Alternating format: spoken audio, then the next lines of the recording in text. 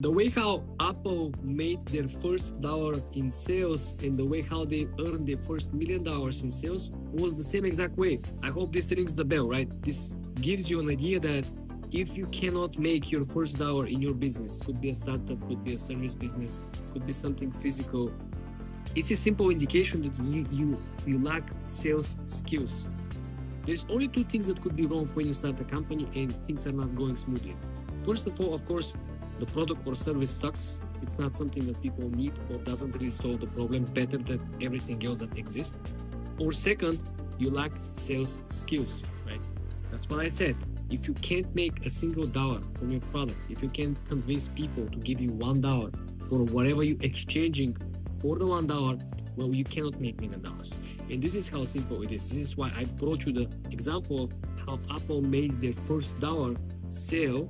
They use the same sales channels, sales funnels to make $1 million. The first $1 million and the first $1 were earned through the same exact sales channel. It was not some crazy marketing advertisement campaign. It was not crazy tech. It was not hiring BCG, Boston Consulting Group, or any of this advisory McKinsey to help them to build sales funnels and strategy. No, the same way how you earn your first dollar, it's a repeatable process to $1 million. The only thing that changes is the scale. You're no longer selling your product or service to Peter, Jim, and Tom. You're selling it to the corporation A, B, and C. The volume and the sales skills is what gets you from point A to point B, and you cannot skip a single step. Just think about it. If you cannot get a single dollar, how you can actually make $1 million? How your business could sell a product or service equivalent to $1 million when you cannot move a needle to get at least $1 worth of revenue? You cannot. This is why negotiations, this is why sales skills, this is why you will see companies having the top engineers building some of these new tech startups. You have experts in marketing. But when the sales are not moving, they're willing to give out equity to the salesperson. Someone shows up, becomes co-founder immediately, top sales AP, right? Shows up everywhere, know how to present the product, know how to get clients, right? You give them budget, you give them everything. Sales skills, I would argue that today are the most important skill. It's no longer coding or engineering. It's no longer product or design. It's no longer being strategist or project manager. No. The only person who matters is the person who actually can get sales, who can get your product or service in the hands of the users and can get the money of the users in your hands. This is the person that you need. Because you will find every single day. I was watching a statistic yesterday from Bloomberg. In December, there were submitted 70,000 new apps in December alone, last month. And I was also looking that less than 0.5% of these 70,000 apps are earned around at or above $100. Do you understand the difference?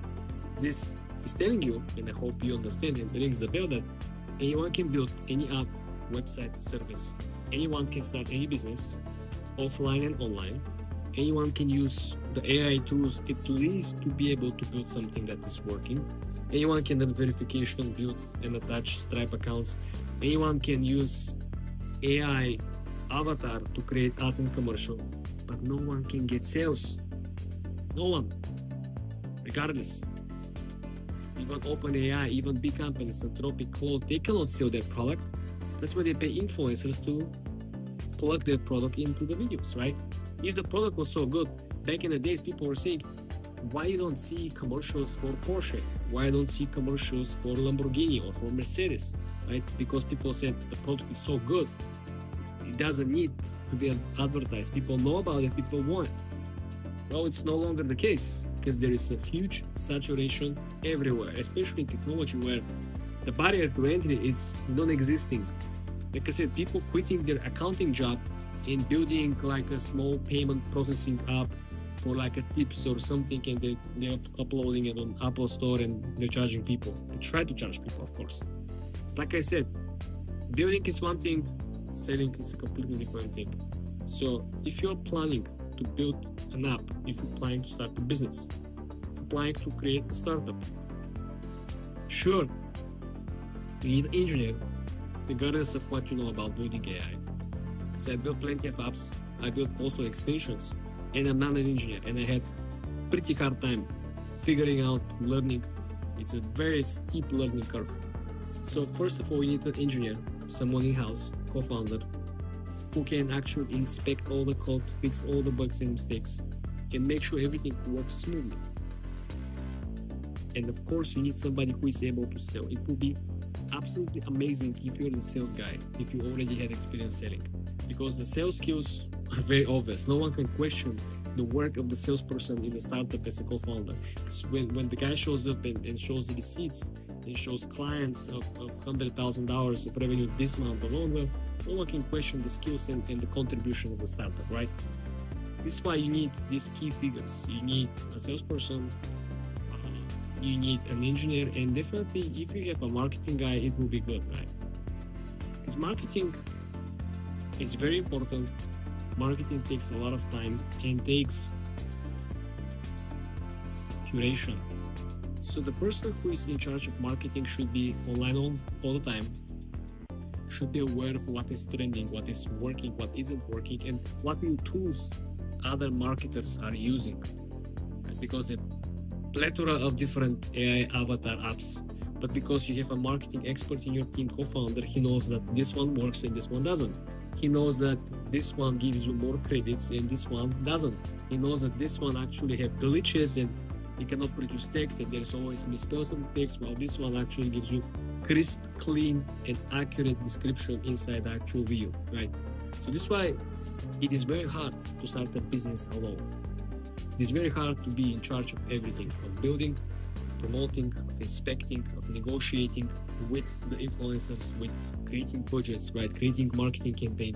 It's very hard when you're the one who has to do all the job, and you're the one who has to inspect your own job, right? And you're the one who has to make sure that everything is uploaded and everything works. You have to keep checking the systems, is everything operating accordingly. And it's also double the competition and the hardness and the challenges when you're not a coder. This is not your by training. You're not a marketing expert because you just learn from internet, right?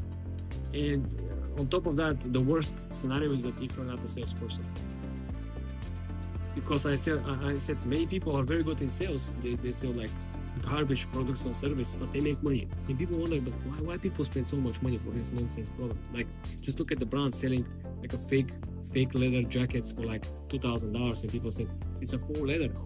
Normal person will pay $2,000 for a faux leather jacket? Because they're extremely good in sales. They're extremely good in building the brand. They're extremely well of crafting the hype and holding you accountable of buying it, so you want to be on top of the hype, you're not going to be left behind. Okay, that's what I was trying to explain. You don't have to be the smartest, you don't have to be the fastest, and definitely you don't have to be the person who can do multi different tasks at the same time. You only have to be aware what is most important in the startup, what you could do the best, and who can do the rest. This is it.